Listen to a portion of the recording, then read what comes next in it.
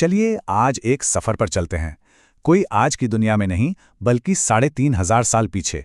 हम उस ऋग्वेदिक दुनिया के ब्लूप्रिंट को समझने की कोशिश करेंगे जिसने, कह सकते हैं, हमारी इतिहास की नींव रखी। कभी सोचा है कि आज से लगभग 3,500 साल पहले उत्तरी भारत में जिंदगी कैसी दिखती होगी?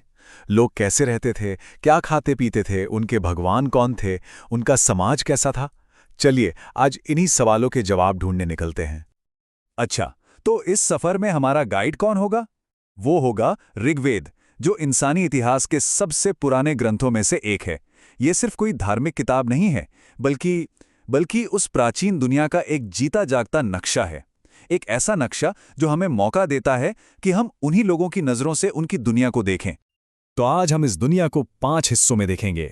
सबसे पहले हम ऋग्वेद की दुनिया यानी उसके भूगोल और समय को समझेंगे। फिर देखेंगे कि उनका समाज और परिवार कैसा था। उसके बाद उनके देवी देवताओं की दुनिया को जानेंगे।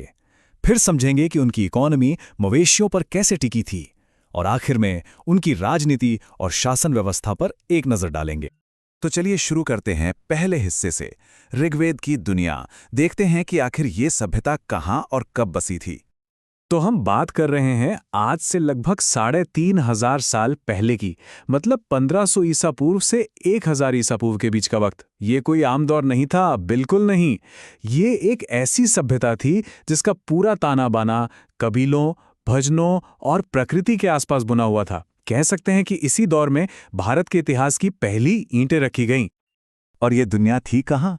इसका दिल था सप्त सैंधव इलाका, मतलब 7 नदियों की धरती, जो आज के पंजाब और उसके आसपास का क्षेत्र है। सिंधु और उसकी सहायक नदियां, इसी उपजाऊ जमीन पर ऋग्वैदिक लोगों ने अपनी पूरी सभ्यता बसाई थी। अब आते हैं दूसरे हिस्से पर, समाज और पारिवारिक जीवन। चलिए जरा करीब से देखते हैं कि इस सभ्यता की नींव कैसे रखी गई थी। तो समाज की सबसे छोटी, सबसे बेसिक यूनिट क्या थी? वो था परिवार, जिसे परिवार ही कहते थे। जॉइंट फैमिली सिस्टम बहुत कॉमन था और समाज पूरी तरह से पितृसत्तात्मक था।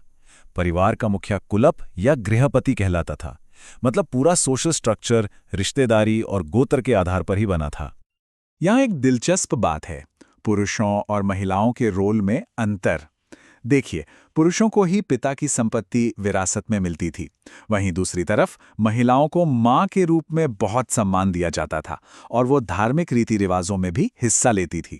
लेकिन उन्हें प्रॉपर्टी रखने का अधिकार नहीं था और ना ही वो सभा जैसी पॉलिटिकल मीटिंग्स में जा सकती थीं। हाँ, एक बहुत जरूरी बात यह है कि उस दौर में बाल विवाह बिल्कुल नहीं होता था। लेकिन इन पाबंदियों के बावजूद कुछ महिलाओं ने अपनी एक अलग ही, एक बहुत मजबूत पहचान बनाई। इतिहास आज भी उनके नाम याद करता है, लोपामुद्रा, घोषा और अपाला। ये कुछ ऐसी महान महिला ऋषि या कहें विदुषी थीं जिन्होंने ऋग्वेद के कई खूबसूरत भजनों की रचना की।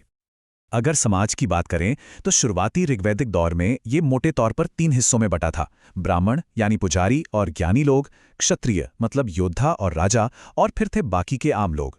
बाद में ऋग्वेद के 10वें मंडल में जो पुरुष सूक्त है, उसमें हमें 4 वर्णों का जिक्र मिलता है: ब्राह्मण, क्षत्रिय, वैश्य और शूद्र। और इसी व्यवस्था ने आगे चलकर समाज का पूरा ढांचा ही बदल दिया। अब चलते हैं तीसरे खंड पर, उनके देवताओं की दुनिया। देखते हैं कि प्रकृति, शक्ति और पूजा का उनका रिश्ता कितना अनोखा था। देखिए, ऋग्वैदिक लोग असल में प्रकृति की पूजा करते थे। उनके देवता कोई और नहीं बल्कि प्रकृति की ही अलग अलग शक्तियां थीं। जैसे आकाश के देवता थे सूर्य और द्यौस, हवा के देवता थे वायु और तूफान के देवता थे मरुत, जमीन के देवता थे पृथ्वी और अग्नि, यहां तक कि भोर की देवी उषा और जंगल की देवी आरण्यानी भी थी। तो सवाल ये है कि इन सभी ताकतवर देवताओं में से सबसे ज्यादा किसे पूजा जाता था? सबसे बड़ा कौन था? किसका जिक्र सबसे ज्यादा बार हुआ? कोई अंदाजा है? जवाब है ये नंबर 250। ये 250 क्या है? ये संख्या है भजनों की। जी हां, ऋग्वेद में पूरे 250 भजन सिर्फ एक देवता को समर्पित हैं, इंद्र, जो गरज और युद्ध के देवता थे। उन्हें पुरंदर भी कहते थे, जिसका मतलब था किलों का नाश करने वाला। वो बिना किसी शक के ऋग्वैदिक देवताओं के राजा थे। तो यहां देखिए, टॉप 3 देवता। सबसे ऊपर इंद्र 250 भजनों के साथ। उनके ठीक बाद हैं अग्नि, आग के देवता। उन्हें इंसानों और देवताओं के बीच का मैसेंजर माना जाता था और उनके लिए 200 भजन हैं। और फिर आते हैं वरुण, जो ब्रह्मांड और नैतिकता के रखवाले थे, जिनका जिक्र 30 भजनों में है।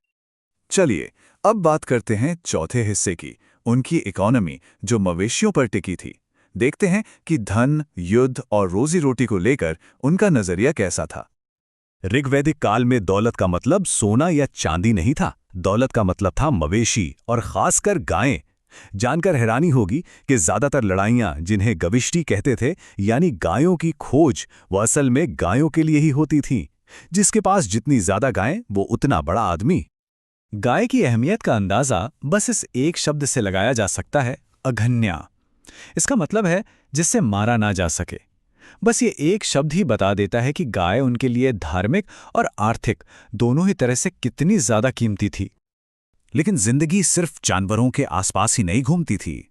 खेतीबाड़ी भी होती थी, कम्युनिटी की जमीन पर, जिसे उर्वरा कहते थे। समाज में बड़े स्किल्ड लोग भी थे, जैसे बढ़ई, रथ बनाने वाले, बुनकर और कुम्हार। ट्रेड का सिस्टम बार्टर पे चलता था, मतलब एक चीज के बदले दूसरी चीज। और हां, सोने का भी इस्तेमाल था, जिसे निष्क कहते थे, पर वो सिक्कों की तरह नहीं, बल्कि गहनों के लिए ज्यादा इस्तेमाल होता था। और अब आते हैं अपने आखिरी हिस्से पर, शक्ति, राजनीति और लोग। चलिए देखते हैं कि इन कबीलों को चलाया कैसे जाता था। इनका पॉलिटिकल सिस्टम 2 मेन बॉडीज पर टिका था। पहली थी सभा, ये समझ लीजिए कि कबीले के बड़े बुजुर्गों और खास लोगों की एक काउंसिल थी। और दूसरी थी समिति, जो आम लोगों की जनरल असेंबली थी। और सबसे कमाल की बात यह है कि समिति के पास इतनी पावर थी कि वो राजा को चुन भी सकती थी और उसे हटा भी सकती थी। तो ये थी कबीलों, भजनों और मवेशियों की एक झलक, एक ऐसी प्राचीन दुनिया की। पर सवाल ये है कि इस 3500 साल पुराने ब्लूप्रिंट का कितना हिस्सा आज भी जिंदा है हमारे समाज में, हमारी परंपराओं में, हमारी सोच में। यह सोचने के लिए एक बहुत बड़ा सवाल है।